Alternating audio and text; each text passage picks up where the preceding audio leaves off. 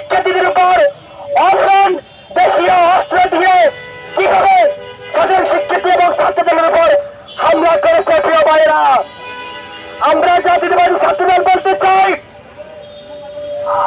আমাদের এখন সময় এসে গেছে প্রতিবাদ করার জন্য।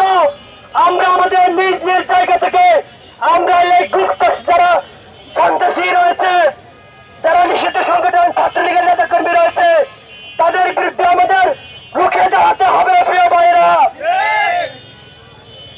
এই গুপ্ত লেখাকে কেন্দ্র করে, সামান্য একটি গুপ্ত লেখাকে এই গুপ্ত শিবির তারা নিতে পারে না। প্রিয় ভাইয়েরা, আমরা ঢাকা মহানগর পশ্চিম ছাত্র দলের প্রতিটা ইউনিটে, প্রতিটা থানায়, প্রতিটা কলেজে, প্রতিটা ওয়ার্ডের অলি গলিতে দেওয়ালে আমরা আজকে থেকে গুপ্ত লেখা লিখবো।